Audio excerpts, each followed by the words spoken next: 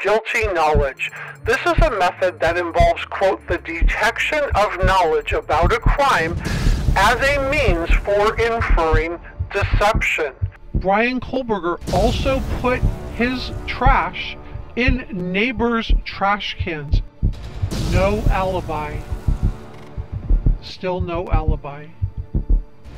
Can the prosecution show links from Bryan to Maddie? He was in fact fired.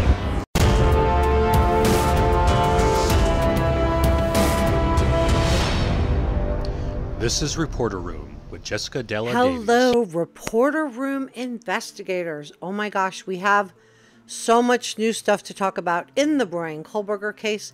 Let's get started. Welcome to all of the new subscribers who we've had coming in over these past few weeks. Thank you so much for helping Reporter Room get to 30,000 plus subscribers. You guys are absolutely the best. Today, we're going to discuss that photograph found on Bryan Kohberger's phone of one of the victims. We're going to talk about Ann Taylor's motion to dismiss the grand jury indictment against Bryan and a theory of what happened on November 13th, 2022 at the 1122 King Road house. As I've shared with you in a recent video, which I will link down below, when it comes to criminal cases, there are usually 4 major criminal defense strategies that a criminal attorney or defense attorney can employ, and these are innocence, constitutional violations, self-defense, and insanity. And Ann Taylor, in my opinion, has no choice but to go for that classic constitutional violation defense. She, of course, moved to dismiss the grand jury case. Her argument was that a different standard of proof should apply in a grand jury trial. But what's also notable is what the defense did not say. The defense does not point to any actual problems with grand jury evidence or with grand jury testimony. So now I want to discuss the photos of one of the victims found on Bryan's phone, and then we're going to go into what happened on November 13th of 2022. Everything I'm sharing with you is my opinion. Opinions are not facts, so please don't send any negativity to anyone. Let's be kind to each other. This video is for educational purposes only. Please subscribe, hit the notification bell, give this video a thumbs up, and consider hitting the thanks button. So this photograph was found of one of the victims on Bryan's phone. This was reported out months ago by the New York Post, Fox News, News Nation, Insider, and People magazine. They are the ones that broke the story. We don't know if these photos were pictures that Bryan took himself with his own camera, or if these photos were downloaded from social media. However, authorities do know this information. They know if Bryan took them himself or if he downloaded them. They'll know when he took them and when they were downloaded, if they were downloaded.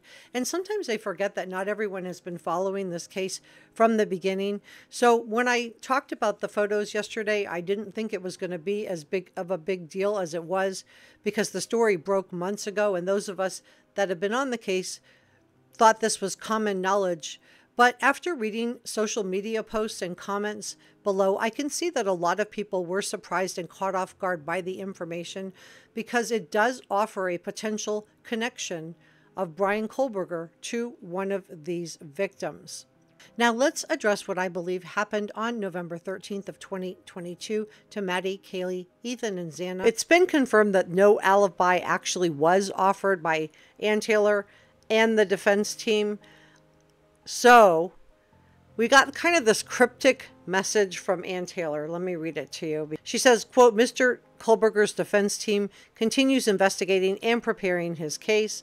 Evidence corroborating Mr. Kohberger being at a location other than the King Road address will be disclosed pursuant to discovery and evidentiary rules, as well as statutory requirements. She had to already provide that alibi to the prosecution.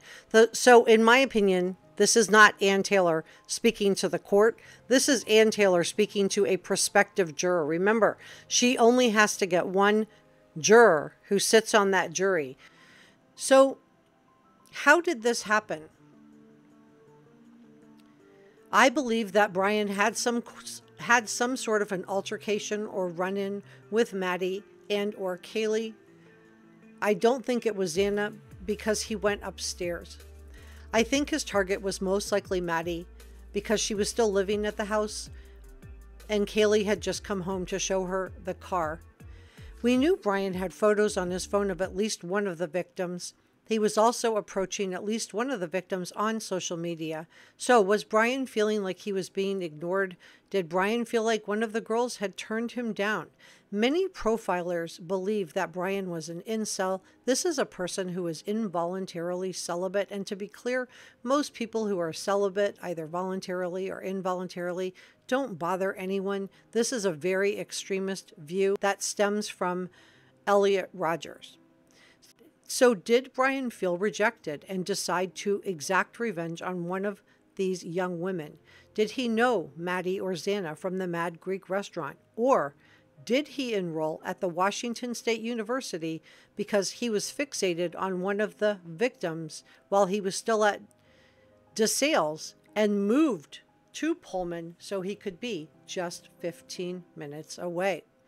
And the reason I believe it's more likely that Maddie was the victim is because Kaylee was only back for that weekend to show her very best childhood friend, Maddie, her new Range Rover. And in an informal poll that we did together during a live stream, most of you thought that Bryan had been at the 1122 King Road house prior to the November 13th attack. So sadly, Maddie's pink boots sitting in her window would have been a dead giveaway as to exactly where her room was. And I believe that Dylan did hear Kaylee playing with her dog Murphy in Kaylee's bedroom. Maybe Kaylee couldn't sleep. We know she had been trying to call Jack Decor. 10 phone calls were placed from Kaylee and Maddie's phone that night. So I believe that Bryan went upstairs to Maddie's room and may not have been expecting Kaylee to be there. Kaylee heard him and said, quote, "I think someone's here." This is what Dylan allegedly reported out. So Kaylee exited her bedroom where she was playing with Murphy, closed the door behind her, closing Murphy into her bedroom, and she encountered Bryan in Maddie's room. The knife sheath either came off in the struggle or Bryan placed it there as his calling card. So did Bryan encounter Xana and or Ethan on his way in or way out? Law enforcement would know the order of what happened, and we don't have it yet.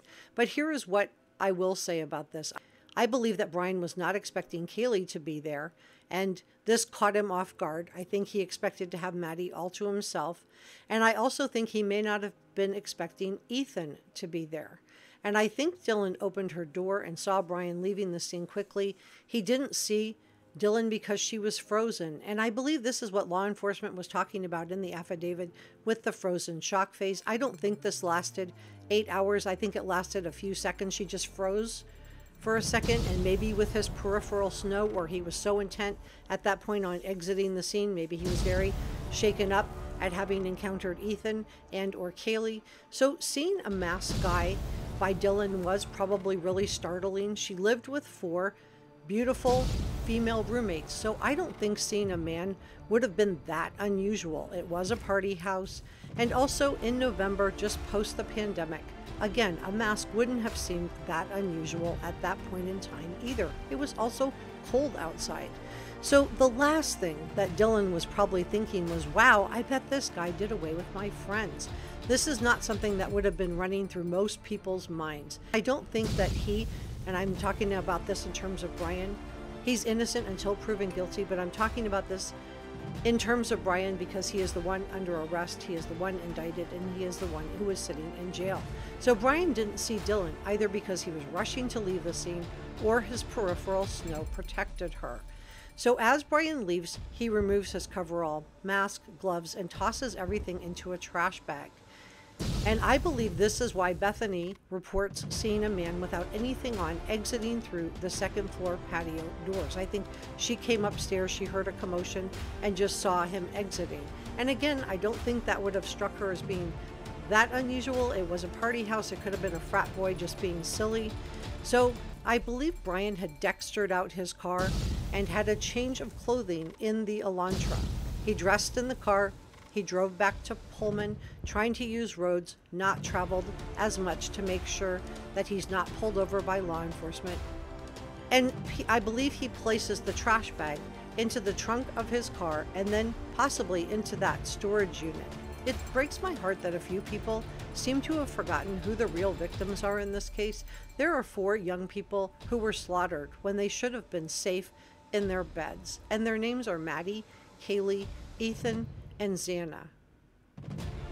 Bryan has the best defense team that the Idaho state taxpayers can pay for. The defense says that they could place Bryan somewhere besides the 1122 King Roadhouse, but they don't want to tell it to the prosecution. They don't want to tell it to the judge so Bryan can get out of jail. They're just going to hold it to themselves, because if he had an alibi, she would be sharing it. Please subscribe. Thank you so much for watching.